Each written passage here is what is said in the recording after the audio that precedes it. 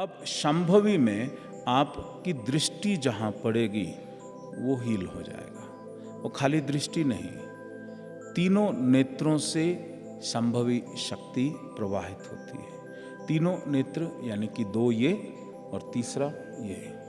तो ये जो दृष्टि देख रही है, और थर्ड आई जहाँ आपका विचार जा रहा है, जहाँ आपका सोच जा रही है। तो जिस चीज को आप देखोगे, आप चाहो या ना चाहो, हीलिंग वहां शुरू हो जाएगी।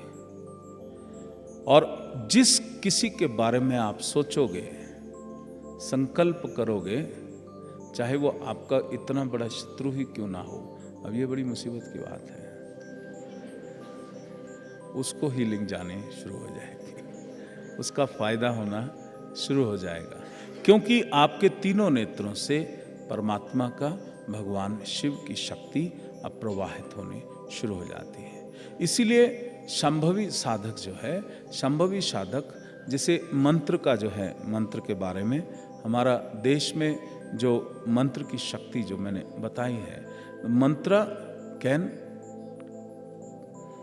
गिव बर्थ, ब्रह्मा जो पैदा करने वाला है, तो हमारे उसमें जो पैदा करने वाला, दूसरा जो पालन करने वाला है नारायण जो है, और तीसरा नाश करने वाला। तो उसी तरह से जो तंत्र शास्त्र आधारित है, तंत्र शास्त्र जो है वो आप कुछ भी पैदा कर सकते हैं उन मंत्र की शक्तियों के द्वारा, और कुछ भी आप सस्टेन कर सकते हैं उस मंत्र की शक्ति के द्वारा, और उसी मंत्र की शक्ति के द्वारा वन कैन डिस्ट्रॉय ऑल्सो।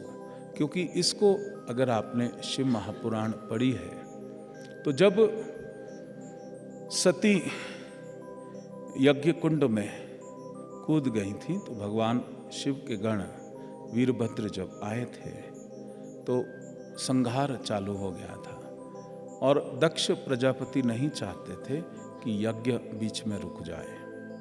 तो उन्होंने भृगु ऋषि से प्रार्थना करी थी। तो भृगु ऋषि ने जो आहुतियाँ दी थी उस यज्ञ में, उससे ऐसी शक्तियाँ पैदा हुई थी जिन्होंने शिव के गणों को आहत पहुंचाना शुरू कर दिया था। तो ये जो है, और औरों ने बोला भी था, भृगु ऋषि से प्रार्थना भी करी थी कि आप ऐसी आहुतियाँ ना दो, क्योंकि ये डिस्ट्रक्टिव फोर्सेस जो आप पैदा कर रहे हो उससे बहुत ज़्यादा नुकसान हो सकता है। तो ये सारा कुछ हमारे शास्त्रों में भगवान शिव के मुख से और भगवती शक्ति के मुख से ये सारा कुछ निकला है।